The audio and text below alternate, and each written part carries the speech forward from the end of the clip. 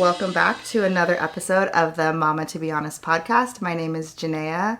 It is a beautiful Saturday afternoon, and this is episode 7. I am so excited to welcome a special guest today. She is a fellow mama that I so deeply admire and respect. She is a mother to 2 incredible teenage daughters. She has quite the resume that deserves its own interview, and you will see why. She is a doctor of education. She holds a doctorate in counseling and forensic psychology. She holds a master's degree in psychology, specifically in marriage, family, and children, as well as her BA in social welfare, psychology, and African American studies. She is a well-decorated professor of criminology, a small business owner, most importantly, a Cal alum. Bears. No, but most importantly, my sister-in-law, Dr. Talia McClure-Moore. Thank you for being on the show. How are you doing today? I'm doing pretty good. Good. Especially after that great introduction. Oh, yeah. I'm feeling even better. I was practicing that one. No, I am so appreciative that you took time out of your day. I am so lucky that we live like 10 minutes apart. So that's just wonderful to be able to hop from house to house. Are you having a good weekend so far? What have you got on the docket this weekend? Grading papers. Oh, grading papers. Yes. It is almost that time, end of semester, so that's what I'll be doing. Oh, that's right. I am so out of touch with semesters, trimesters, and just school in general, but I guess it is close to final season and graduation, right? About 2 weeks away. How are my nieces doing? Great. Good. One is going to prom tomorrow. Oh. Yeah. No kidding? Yes. Yeah. Which one? Michaela. Okay. Does she have a date? Or is she going No, with her girls? No. We slow him down. She'll be in attendance. Okay. I would have put a pin in that. Yeah. Maybe. Her and her friends. Yes. So is their prom held at the school, or is it like at a venue? It's at a venue. Okay. Are they doing like the whole limo thing, or do kids even do that anymore? Do they think that's cool anymore? They're doing like a Uber XL. Oh. Yeah. Okay. Economical, and there you go. That's great. Yeah. I feel like I'm so out of touch with Gen Z. They're technically Gen Z, yeah. right? But I feel like the things that we thought were cool in our time are no longer cool with like this generation. I was trying to get her a limo, but I think the friends they wanted something else. So okay. that's fine too. I'm fine with Uber XL. I feel like that's better on the wallet. It definitely works. There's no deposit to be made with an Uber. That's exciting though, but I would love to kind of jump right into it. I would love if you could share a little bit about yourself, your background, maybe a little bit about your career, and then when you became a mom. So a little bit about myself. I am a mother to 2 teenage daughters, 14 and 16, and I have a stepson who's actually 26. I became a mom at 26 myself. Actually, oh my goodness, I didn't even think about it. Oh my gosh. Right. Yeah. He's nowhere close to being a parent, so no issues there. And I mean, as far as professionally, so like you said in the introduction, I am a college professor, former law enforcement, community corrections officer, so that's where my background lies, and currently working primarily with graduate students who are pursuing a degree in forensic psychology or dual degree in counseling and forensics. So that's where my professional space is. As a parent, like I said, I've been a mom to my own kids since 26 years of age. And so I guess at this point I'm a bit seasoned in the game. You're a vet. Yeah, marinated well in this motherhood thing. And so that's kind of me. Yeah. No, that's wonderful. No, I admire you so much because, I mean, your resume kind of speaks for itself, but I also feel like you are such a present and caring and just really invested mother with your girls. I think, and these are my nieces, they are just the most smart, caring, beautiful, talented young women that I have met. And it's just incredible to see that you, as a very decorated, successful, career-driven woman, is also a very well-decorated, successful mother. And I think now, thinking about modern motherhood, it's really rare to kind of see, both at 100. It's usually like, 60-40, 80-20. Some days it is. Yeah, some days it is. Okay, well, that's good to know. That's really good to know. But I guess we could start with, like, what's your secret? Is there like a secret sauce? Like, I would love to say there's a secret sauce and bottle it up and sell it, but there actually is no secret. I mean, I think really it just comes with the intentionality of trying to be your best and acknowledging the fact that you may not be the best, but you're trying. Yeah. I pour into my girls. I actually kind of shifted my career to be accommodating to their childhood needs. And I think that was probably one of the major parental moves that I made that really made our life balanced in the way that you see. Okay. So kind of stepping out of my role as a professional and really adopting the parent role. Okay. And so that's really, I guess that would probably be the secret. I would say the space of parenthood, because it's so limited, it's so much of a time commitment in that time. I shifted the priorities to being mom number one and then career professional number two. Right. Yeah. And so at 26, when you had Nikayla, was that kind of like a shock to you? Like, because I feel like up until that time, 26, are you doing your master's at this point? Yeah. And I'm sure you're fully into, getting that degree and studying and all of these things, like maybe internship. Was that kind of like a shock to the system? Like, where you had to kind of pull back and be like, okay, wow, I'm about to be a mom. Like, was that hard? It was definitely a shock to the system. I mean, I think the idea of parenthood, we have that probably embedded in us at an early age. So you may think about that, but to actually have your body physically change and to go through the process, it's a whole different type of reality. Yeah. I mean, and then you look at life differently, right? I mean, and you also look at yourself differently. So for me, I saw a value in myself that was not like superficial or like, about my immediate gain, but my value was the fact that I'm raising somebody else. And so I have to be at my best for them, not my best for myself. Wow. And that's in the same way that I had traditionally presented my best self. Yeah, that's really incredible to hear. You had to kind of like strike that balance of the two roles. But when you're thinking about your career and your accomplishments, has that balance kind of changed over time? Like, thinking about when they were toddlers to now as they're growing into young women in high school, probably wanting to spend a lot of time with their friends. Like, how has that balance changed? And has it gotten easier, harder, different? I would say different, not easier or harder per se. I mean, I think the balance is always adjusting. Some days you're totally dialed into your kids, and as they get older, their peer group becomes the greater influence, right? And so their presence than you or Maurice, yeah. So for me, I'm glad that we were able to provide a foundation. So that at least they have that as their jumping point. Right. As they are now evolving to the peer relationship and how that influence is so paramount at this stage in life. Right. I mean, I guess when I think about like preparing them for this stage in life, I feel like we did a good job because we were intentional in providing them with skills that we needed for life, or that we perceived that they needed for life. Right. And not just like basic survival skills, but like how to be a good person, how to be kind to people. That's something that we always talked about. Right. I know Kaiser has this thing like thrive and kindness and all of that. And that was always like a focus. How do you become a better person? Right. And so that was like what we poured into them. Right. How to be better. Yeah. In all aspects, right? How to be a better student.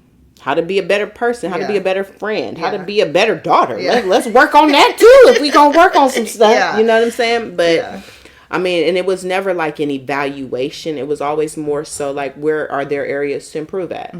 And so instead of finding the deficits in our kids, we always empowered them with their strengths. And so if you know an area that you're not as strong in, hey, you are now empowered to develop that strength. Yeah. You know what I'm saying? And so I think that was also like the part that really worked. Not pointing out their shortcomings, but highlighting their strengths and encouraging them to bring their shortcomings and develop them into strengths. No, I love that. And would you say that you and your husband are more kind of teaching them through your own actions, or are you more kind of like a do as ice, like a balance of both? I'll say this. I think having kids and being an intentional parent, your kids make you a better person. And I've even told that to my girls. Like I was cool. Doing my thing before you. But with you, I have become better. And so in being better, I'm doing better and I'm teaching better. And so I think me and my husband, even without having all the conversations around that, we both have come to that understanding that we want our kids to be better than. We want their experiences to be better than us. We want all those generational curses that we may have had to kind of trudge through to not even be an issue for them. Getting better. We expect y'all y'all get to go to better schools. You get to live in better circumstances. So the idea of better is not just like something we talk about. It's something that we actually live. So we're living better than what our parents were able to provide for us. And the expectation, and I tell this to my girls, especially at this point, I expect y'all to live better lives than, or to be better parents and to provide better than what we were even able to provide for y'all. So I think the idea of becoming, kind of like what Michelle Obama talks about, becoming better is an intrinsic part of our parenting. I love to hear that, becoming, and being able to remind them of your own circumstances and kind of how you're learning and how you want to kind of raise them in as you're becoming a stronger person, a stronger mother, and raising them in better circumstances. I love that that's like a constant reference for them. It's so funny because you want to always give your kids more than what you have, but you also don't want them to be like entitled or grow up as, as brats, right? So like you'll see families that maybe have kids that are, entitled or bratty. But it's how do you kind of strike that balance of you want to give them everything and you want them to have the world that they deserve, but you also want them to like be grounded in reality. Like how do you achieve that? I think just kind of living our truth. We can't avoid the reality that our circumstances were. And so it's not about hiding that. It's about like speaking truth to it. Like this is what it was. And while that was what it was, your circumstances are different. But just know it's one generation away. You know what I'm saying? Like how close You're is not that removed. You're not that far removed. And I think that that's a good reminder, I also think sharing like what your coming of age circumstances were, because everybody's story is different, right? And so just kind of being able to share that with them and also let them know like this is what I learned from it as well. You know what I'm saying? Like I try to be as transparent and honest as I can be and make it as digestible to their appropriate age, right? Or to their age as appropriately as possible. And in doing that, I have found myself as a parent being way, and I don't want to say like honest, but just like very like forthcoming with my truth in spaces that I hadn't been before. I don't want them to be like game goofy. I don't want them to be unknowing. I don't want them to be detached from reality. I don't want them to live or think that they live this privileged life that is so far removed from any harsh realities. So while they do have some comforts as a result of our hard work, the truth needs to be told. And that is something that I think in the past was not so much part of parenting. I think that there was like a lot of masking around the struggles that existed. Whereas us, we're like, we've come through to the other side. But let me tell you about the struggles. So you know that they're out there. So you know that they exist. They exist, and this is how mommy and daddy surpass those struggles. And so I don't want them to be your struggles, but do know that there's another side to it if they do become yours. You know what I'm saying? It's just a real honesty. Our kids we talk to our kids very honestly. As they have gotten older, I keep it all the way 100. A little bit funky 100 at this point. And I love that about your parenting style. But kids are super smart, and I think sometimes people, in their attempt to not damage their kids, choose not to show them the truth, which in a twisted way damages them, because if it's not a truth, it's a lie. And so now your kid is basing their existence on this faux reality. Or they know what's really going on, and now they can't talk to you about it because you're not authentic. Yeah, exactly. I'm so glad you brought that up, because I think my parents did a great job, but I've talked about this in past episodes, but there really is something to be said about how you choose to communicate with your children. And I think you said something really important just now around age appropriate dialogue and understanding what and how they can digest certain information or realities. And you want to be honest, but you also want to keep in mind like where they are at in their growth and what stage.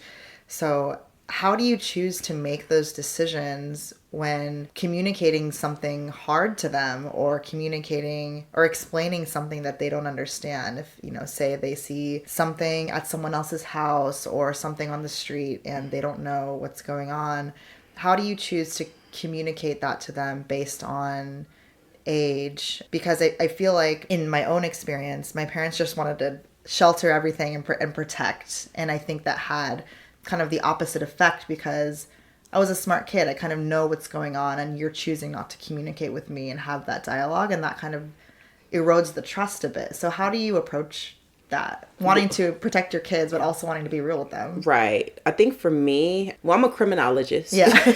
So I study crime. I study crime trends. I study criminals. I study victims. I mean, just my work inherently puts me in the throes of the more deviant aspects of society. And so to act as if I didn't know about that would be, I'd be remiss as far as like sharing knowledge with my kids, as far as being authentic with myself, So I think that is one way. The other thing that I would say, and this is not in the moment, this is leading up until, my kids have always learned how to speak. I've always spoken to them, not in baby talk, but like in real language talk. Like a person. Like a real person. So they know real language, and they've been speaking since they were months old versus years old. You know what I'm saying? So our communication at the jump was very authentic. I'm talking to you like a real person, because you are a real person. You might be little and compact. But you're learning. And so there was never like a jump to. This has always been an evolutionary kind of process. And so as we introduce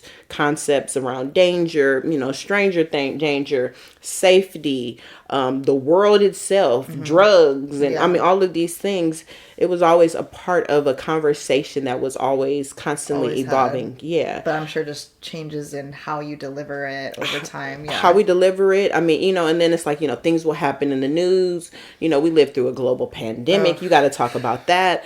Being in the house, our own family members, and seeing their experiences and having conversations about it, not just kind of dismissing it or sweeping underneath the bridge. I mean, the rug, but he on drugs. What does that mean? Yeah. Let's talk about that. Unpack that. Yeah. You know what I'm saying? And it's not like I need to give them a whole rundown of the history of crack, even though that's one of my expertise areas. I'm not going to lie.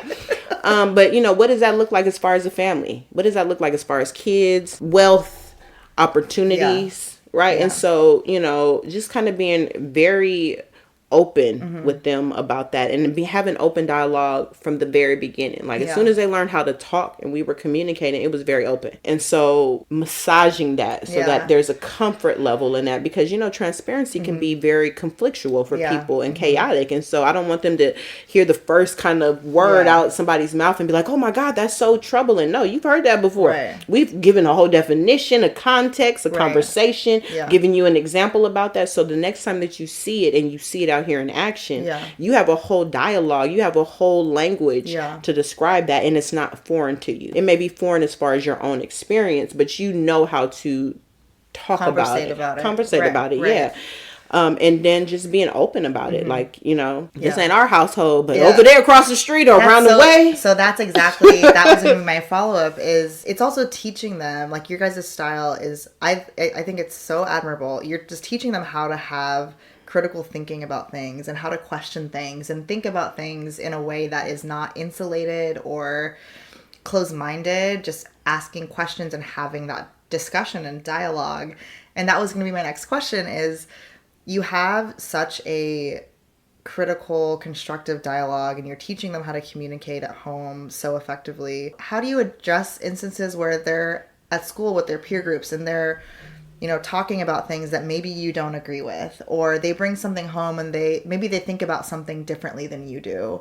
How do you address those types of things while you want to teach them certain things and they maybe don't agree, or maybe they learn something that is new to you? How do you approach those kinds of situations as a mom who's teaching them how to kind of think critically about those types of things? I think the important thing is to let your kids know that you do not know everything. I think sometimes, and that was maybe like a misstep in some of our previous parenting.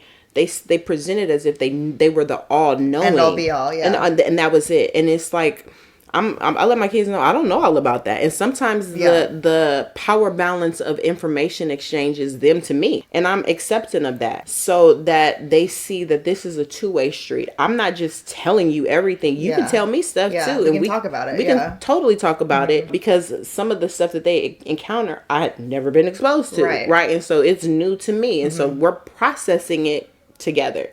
But they know we've created this space to process stuff together. And so, and I'll say stuff and they'll be like, Mommy, that's not politically correct, or that's inappropriate. I'm like, oh, okay. Well, let me dial it down. I had no idea. Or they'll, say something like, Mommy, well, what do you think about that? Or this was my experience about that. What are your thoughts? And, I may have a point of reference and I may not. And similar to them, they may have a point of reference on something or they may not, and so just kind of like you said, creating a safe space where we can fumble in our ideas, we can fumble in the appropriateness and finding the way to talk about it and finding our opinion. Without being worried of judgment or perspective. Yes. I like that. Yeah, I think that's something I worry about. I mean, having teenage kids is so far from now, but I also know it's going to be like tomorrow, right? I recognize the older I get, the further we're moving away from new generations. And I think something that I also struggled with as a kid was I felt my parents were just out of touch and they don't know what's going on. They don't even want to hear out, what our generation is caring about or thinking about. And I don't want to have that divide between my kids while still, kind of maintaining like that parent-child relationship. I still want to have that similar kind of open dialogue. I mean, it sounds like you have kind of pushed past like those generational barriers by just being open to wanting to learn about what they're thinking or caring about. I mean, have you encountered things like that where it's hard to understand? Or it's interesting because growing up in San Francisco, like the LGBTQ community is just, that's San Francisco, right? That's just an aspect of it. And so I felt like I was well versed in that, and so then when my youngest daughter came and introduced like the concept of like the different flags that represent different, sexual preferences and gender identities, like that was totally new to me, and not new like it existed, but the fact that there was representation, flags and insignia all associated with that. And so I had to be honest, like, wow, I had no idea. And I'm thinking like, I lived in San Francisco, one of the most liberal cities in the entire nation. I got this whole thing under lock. And it was like, no, you don't. There's been some progression in the movement. There's levels to this, and you're not the basic level, But I appreciate it. I value knowledge. I deal with people in an educational space, and for me to not know is a total disadvantage to all the work that I do. So wherever it's coming from, if it's a textbook, Google, scholar site, or from my own child, I value the information, and I let them know, like, thank you. You let mommy know something different. I will move differently as a result of that, just as I expect you to move differently as a result of any information that I share with you. So I want to kind of shift over into your pregnancy journeys, having both girls. Pregnancy, postpartum, even like the newborn stage or the toddler stage, like with both of them. Does anything kind of from that time in your life like stick out to you as being like really meaningful to you or particularly challenging with either pregnancy or maybe transitioning from having 1 to 2? Anything stick out particularly for you? So for me, my first trimester with both of the girls was very hard. They were totally healthy. I just, experienced severe morning sickness. Oh no. Yeah, my body was like, what is going on? And then you did it again? Was it just the first? Or just was the first okay. semester. But it was aggressive. It was very aggressive. I actually had to no. live with my mom when I was pregnant with my second baby because I couldn't take care of my first baby. Yeah. Because I was so sick, right? So that was one thing that stood out for sure. Just having the girls and having them, they're less than 2 years apart. So that was a challenge, healing from a C-section, taking care of a 2-year-old or almost not even a 2-year-old, a 1-year-old that's running all over the place. Right. That was hard. But I will say having them so close in age, a year later, they were able to play and run with each other. Entertain, So that helped out. I think that was like the biggest issue of the pregnancy journey. For me, postpartum, I actually had postpartum anxiety with my first daughter. I was scared to leave the house. I was scared to drive. I was scared oh my God, I'm about to put this little precious baby in this horrible world. Yeah. People are little 8-pound baby. Here you go. 9.4. 9.4 pounds. Yeah, that was the little baby. But I'm into therapy. I've been in the psychology space for several decades at this point now. So I was open to therapy. I think people should be open to therapy for sure. But you just needed kind of a check-in. Is this normal how I'm feeling? I'm tired. But I'm wired though. I can't go to sleep. The baby, I'm checking if they breathing all the time. Yeah. Don't you hate that piece of advice people give you? Sleep when the baby sleeps. Okay, then I'm going to do dishes when the baby does dishes. It's okay, so when do I actually get to wash my body or, any of that type of stuff? When the baby washes it. Exactly. And then when you have 2, it's when both of them do that, So I think with the 2 of them, it's interesting. I just felt it was complete. By the time the youngest was 1 and the oldest was almost 3, yeah. It just worked. They were able to entertain each other. And then my older daughter she's a natural leader. They both are. And so she was really excited to be a big sister, and we really celebrated her role as a big sister. That's great. Yeah. I mean, to be honest with you, she's an excellent big sister, and she was a huge influence on her little sister. So pouring into that first one helps you with that second one. It's a long-term investment. It's not the short game, it's the end game. It's that long one. Man. But I mean, so for me, those were my primary challenges with them. I mean, overall, healthy. I was healthy. My girls were really large babies. The first one 9'4", the second one 11'2". Did you have two C-sections? 2 C-sections. Okay. Yeah. Thank God. Yeah. I didn't want to push out 11'2". I don't know what that would do later in life. 11 pounds. 2 ounces. Are you serious? Kai, yes. You're lying. You didn't know that? I did not know this. I thought they were both 2 9-pound healthy girls. I mean, they're both healthy, of course. One was extra healthy. We didn't even have clothes for her. My husband had to go home and bring, because we had newborn clothes. Oh my God. She left in 3 to 6 month clothes. Stop it. I'm not even Most playing. babies, my kids, I feel like we had big kids, but they were drowning in newborn clothes, like all babies do. Not mine. 3 to 6 months. Were you over 40 weeks? No, she came early because we had a scheduled C-section. So, thank God. Thank God. What would she have been if I went, that extra week? She could have gained the extra pound. 11 pounds. She was eating great. What were you eating that second pregnancy? Did you have cravings? I did. I had. Yeah. So that first pregnancy, all meat. All meat. And I'm not even a meat eater like that. I just, sausage. I don't need no eggs, no toast, just sausage. Sausage. Just a link. No bread, no. Any kind? Yes. Or pork, beef, doesn't matter? I just needed meat. And then with Kai, wow. I wanted, it's so weird. I was eating grapefruit and asparagus. I ate grapefruit and asparagus for 5 months straight. Why? I would call Sizzlers and I was like, hey, I just need a side of asparagus. They started knowing when I'm calling at 11:30. I'll be there at 12. They were like, asparagus? Yeah, you know who it is. You know who it is. You by name. Oh my gosh, that's so interesting. And both girls, obviously. It's so weird how that changed.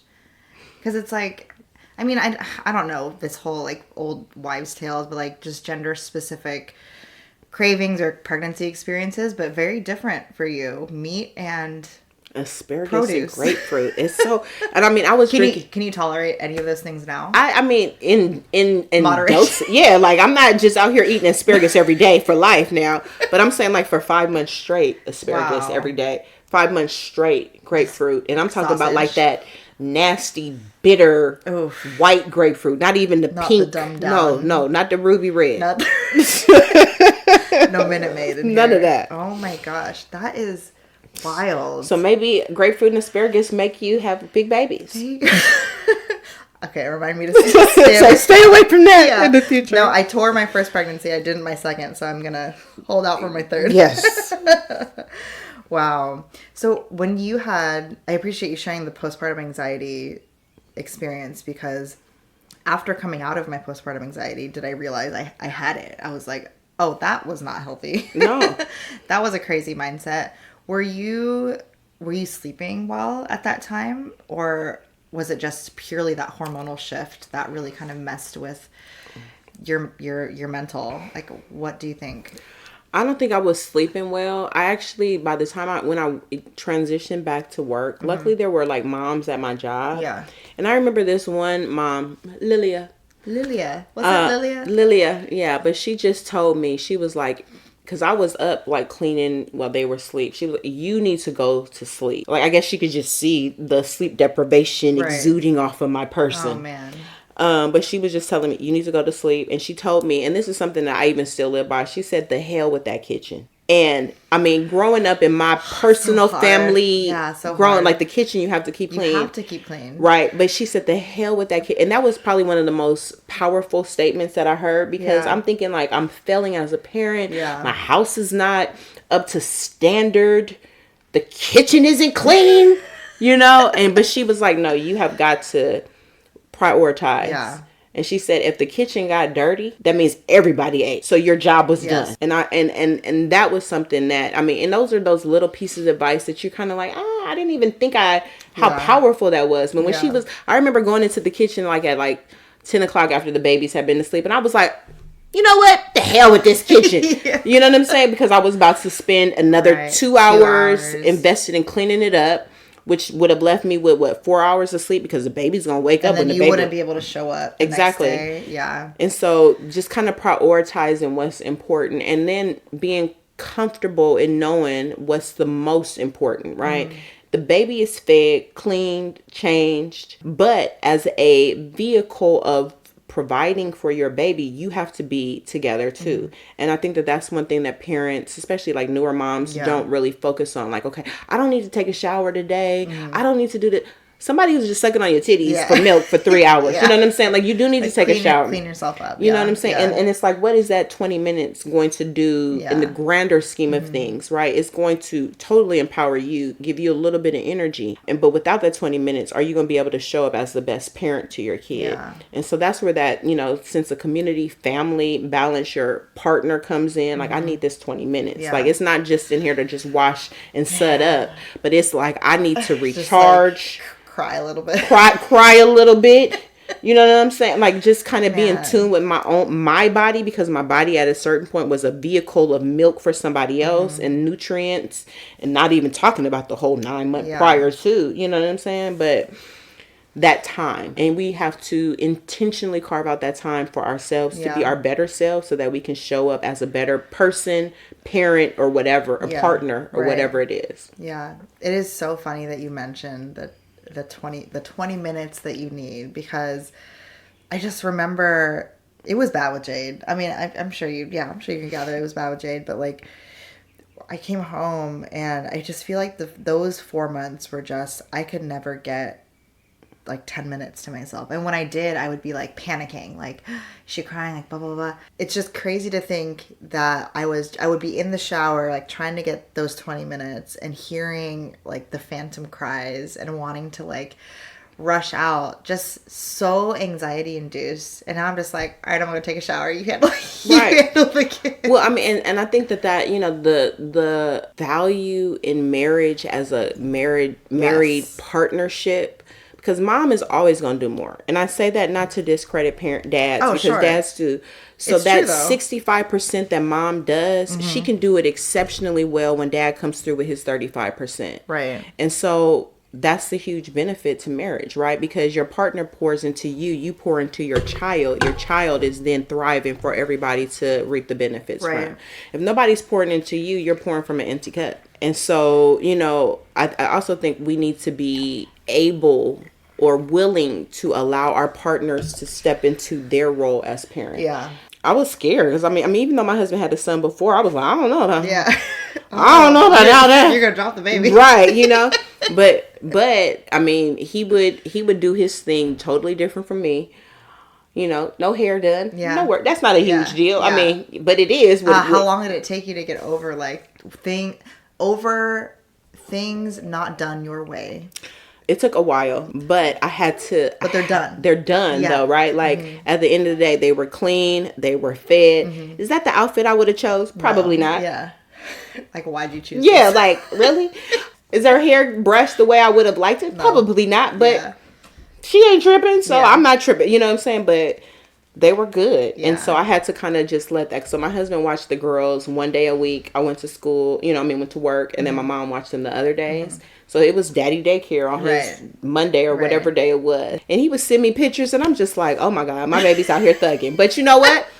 She was fed and she was happy. Yeah, that is such an important point that you raised, because I feel like with your brother, it took me a while to just completely let go of expectation and reinforce their ability to be fathers, which is not being a mother. It's a completely different experience. It's different. But they're capable of doing it, and they are fantastic men, fantastic fathers, and just like the moment that you let go of that, I feel like I'm free. Like the fact that I don't care as much anymore. Yes. Like, you do you are capable. I trust you. I love you. You are fantastic. Like, it took so long to get there though. And I think that's fair to say for many mothers' journeys, because, as a mother, not as a woman, but as a mother, like you are charged with protecting and providing in a way, right? Yeah. And it's just interesting to see men do it their way. And they do it. Like, you know what I'm saying? My husband was fine. Like he did his thing. I'm not mad at it. It was just his whole way. That was his way. But like you said, that being comfortable with allowing them to do it their way. Yeah. And I think that also like kind of speaks to us stepping out of our way as a mother. Like, parenting is parenting. Yeah. Like, as long as you get the fundamentals, you clean, you fed, and you love safe, good, right? Good. Yeah. And so I think that was a challenge for me. I'm not gonna lie. Huge challenge. Yeah. But once I allowed that to happen, it was like, cool, you go ask your daddy. Talk to your dad about that, because I mean, I did choose him. He chose me, but I'm like, okay, so he is a solid man. You know what I'm saying? Like, and I think they also see that confidence you have in each other too. And I think one thing that's special about like Jade or Malachi with their dad is they have such a different relationship with him, and they expect different things, and they know that they can get they don't get certain things from him that they get from me, and vice versa. Right. And being able to develop that kind of intelligence around how you interact with someone, or daddy is not mommy, and like, here's how I can be with daddy, here's how I can be with mommy, I think is like a really important distinction too. And like, not having to be like Octomom over everything. Right. I mean, because sometimes, kids like to come to mom for hugs and kisses and that level of reassurance. Yeah. Sometimes they go to dad for like a high five, and it's the same level of housing. And it's reassurance. Yes. It's just how he provides it. Exactly. Okay, so let's move over into a question that's just out of pure curiosity to me. Your girls are now 16 and 14? Okay. What has been the hardest age so far, and why? For each of them. I'm sure it's probably different for each of them, right? Because every kid has a different temperament. And I mean, I know people say a lot about teenage girls, in particular, teenage girls. It hasn't been like a huge Like teenagedom hasn't been like a huge issue. Mm-hmm. I mean, you see like a couple extra attitudes, like, you know, it's like, oh, okay, you thought you could say that to me, huh? I mean, you know, but so it hasn't been like really rough. I mean, I guess each stage has its own issues, right? So the little kid stage or baby stage, you're worried about them like putting stuff in their mouth, ingesting and choking. Yeah. So that was like a huge challenge because I had one that was a runner, told you that. And then one that would eat everything. Yeah. And so trying to manage that. So that was the initial challenge. And then I think for me, like when they went to school, they went to a lot of private schools. So oftentimes they were like the one or the very few minority students there. Okay. And so ensuring that they felt comfortable. And I'm sure that their comfort, or my perception of their comfort, was around my comfort as well. Okay. And so kind of easing off of that, because kids don't know about all of the bigger dynamics that play into society, right, and race and gender and finances. They just like the kid with the red shirt. Right. You know what I'm saying? And so kind of dialing that back. Yeah, yeah. They moved to a public elementary school for first and third grade. Mm-hmm. And I was concerned about that swimmingly. No problems there. It was fine, yeah. And so I think a lot of times the problems or the issues that we anticipate are our own kind of rackets playing in our mind. Yeah. And so that was a challenge, just moving out of my mindset and just kind of allowing to see how it lays for them.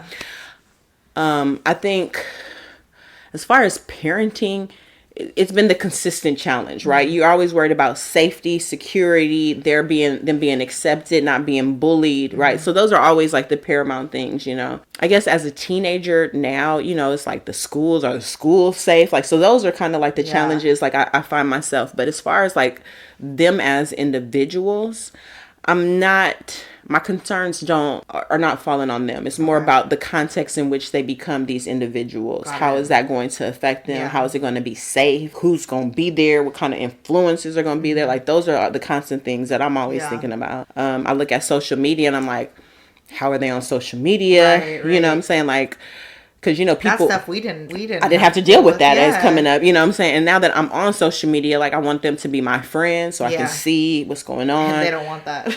They're not even tripping. Yeah. Oh, they're not? No. That's great. They're not even tripping. Good. Yeah. You know what I'm saying? Because...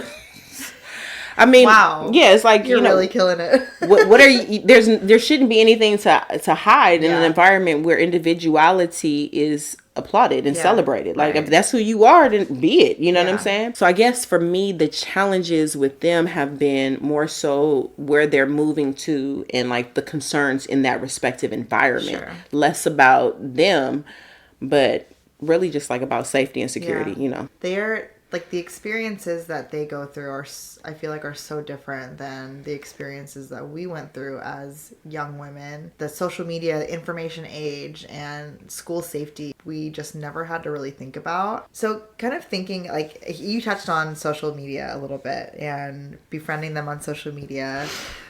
What is your perspective on being the mom that is your kid's friend, like your best friend? Are you of the perspective, like, I want to be my child's friend, or I am like purely their mom, or is it like kind of a little bit of both? And where do you strike that balance a little bit? I guess, because I always tell them I'm not one of your little friends. You know what I'm saying? So let me start with that. I knew that. I heard that. But I have raised them to be compatible to me. Mm-hmm. So I do envision us becoming friends as they become adults. I think just as a parent, I have too much to teach them right now for us to shift that dynamic and that balance right now. Mm-hmm. I do see that they will be my friends. They're my best broke friends right now. And they're like, Mommy, why do you say that? I'm like, because y'all ain't got no money.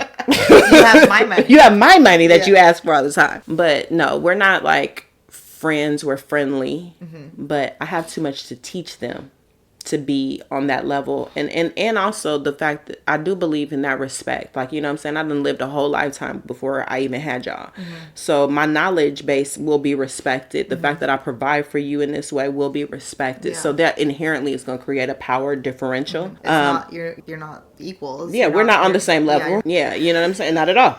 But I do respect them as individuals, and I think that they respect me as not just their mom, but as a person who has lived a life that they are interested and intrigued about finding information about. I don't encourage people to be their kids' friends. That's what they friends is for. You want a friend, go to school. You know what I'm saying? But, I have to, like I said, I just have too much to teach them. You know what I'm saying? I have to prepare y'all for life, to be a woman, to be a black woman in this society, to be educated, to go after your money. Like, where does friendship fit into all of that? What are your friends going to teach? And so, I mean, and even kind of to what you just said, like, I want your friends to be the social kind of norm for you. But as far as the teacher, that's what me and your dad are for. And if you need some further instruction, that's what your granny is for. You know what I'm saying? I want you to get the knowledge from people who are more wise than you are, who have more lived experience. And then that other peer support stuff you can get from your classmates or your friends at school or whatever. I actually really discourage people from looking to be in their kids' friends, because who wants to be friends with a person that's 20, 30 years younger than you? What's going on with you? Start there. I think you hit it on the head. I'm very aligned kind of with that perspective. How do you think about confidant, like being a confidant or being someone they can come to when they're scared or have to bring like awkward conversation to you?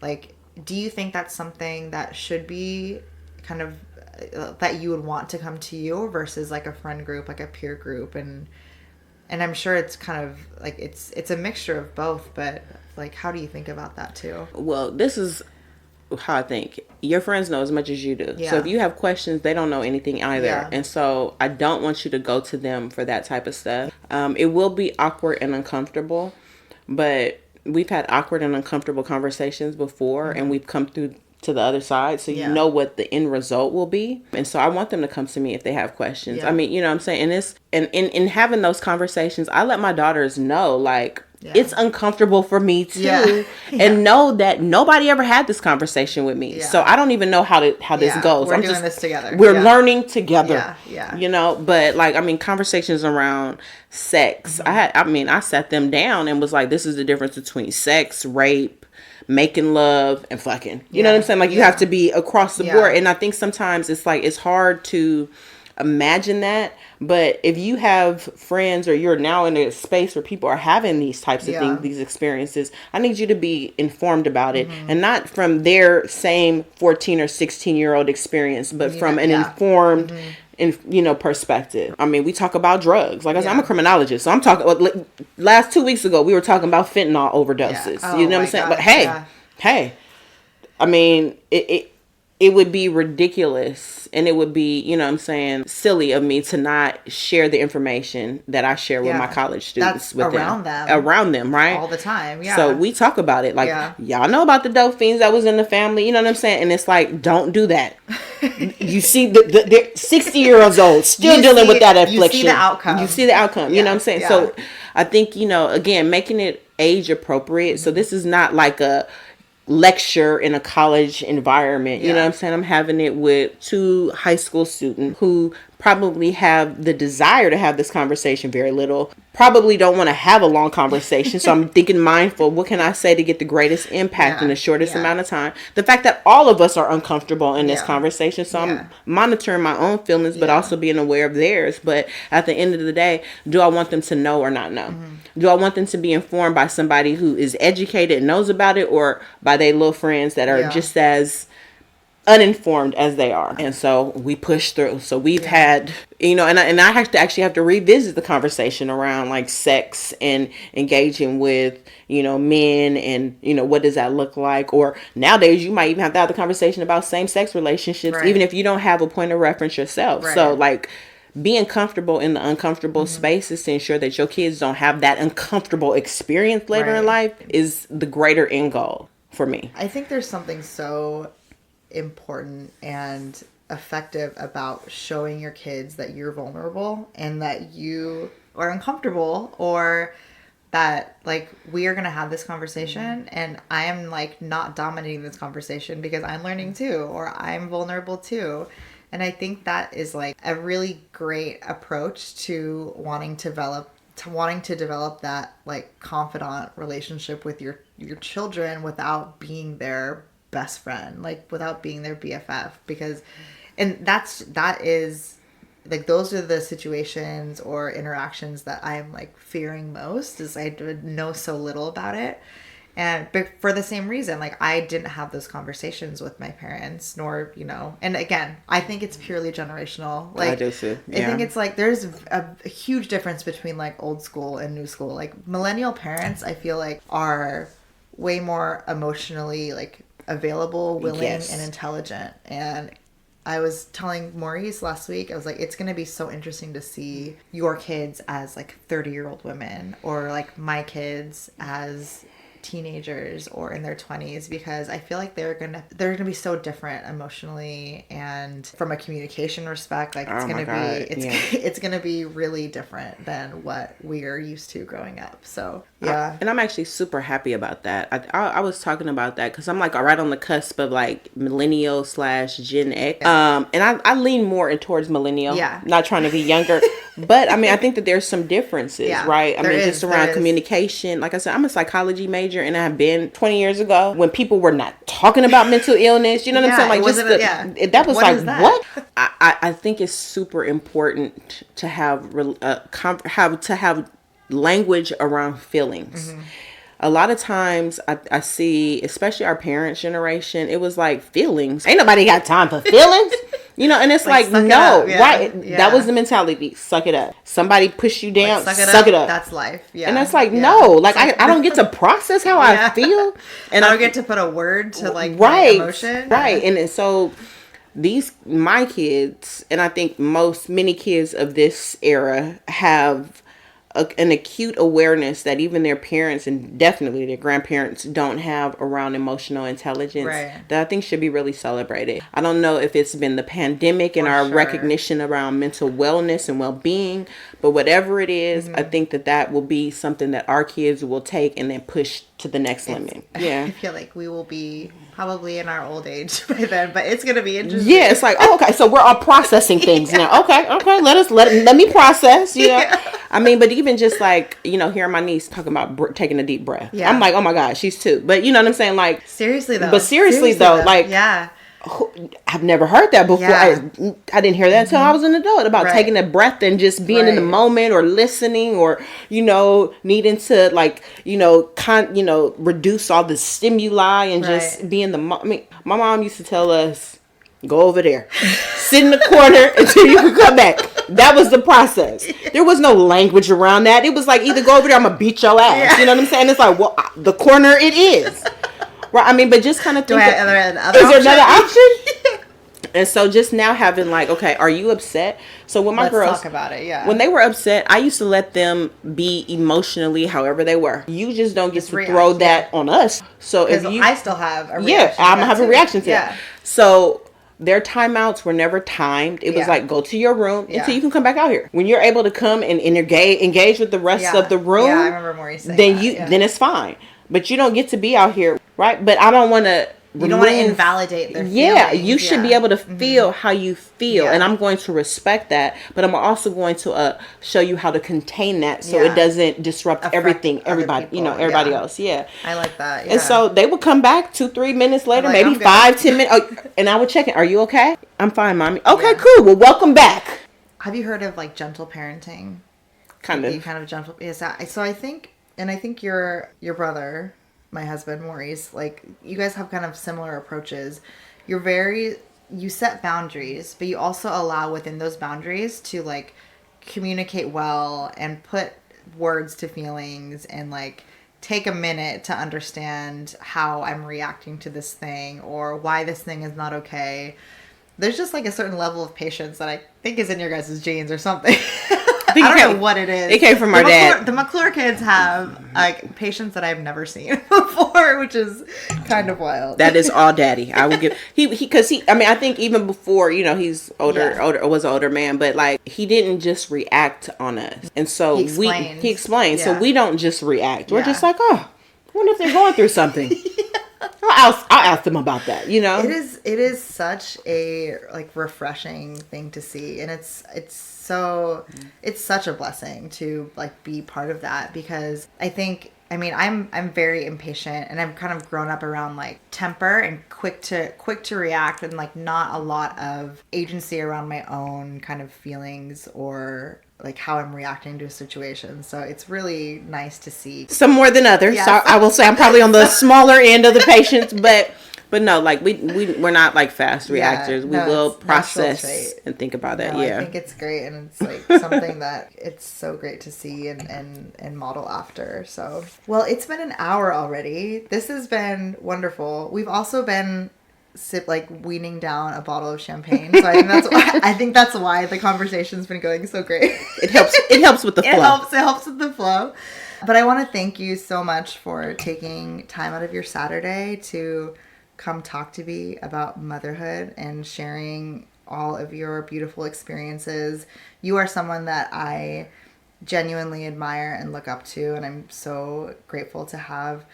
I've never had a sister. I now have two sisters, two sister-in-laws. But I'm just so thankful to have you to look at as a model of great, genuine motherhood, and also just like a successful, career-driven woman as well. I'm just so grateful, and I thank God that I have you all in my life, and that my kids have you as an auntie, and it's just great to learn from you, and I just want to thank you for being here. Thank you. You are everything that you said to me. I could toast to you.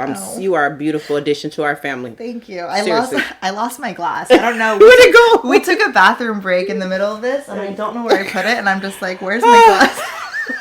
Well, I'll toast to the both of us. We have another bottle in the fridge we might go open. The kids are still napping, so this is perfect. Well, I want to thank everyone for tuning in this week. Is there anything else you wanted to say? Or do you have like a social media that you want to kind of plug for people to follow you, like Instagram? Actually, I do. So Want More with Dr. Moore. At Want More. It's at Want More? Yes. At Want More with Dr. Moore. Yes. I will put her handle in this episode bio. So at this episode description, I'll link that to Talia's page. And thank you everyone for listening, and have a wonderful week.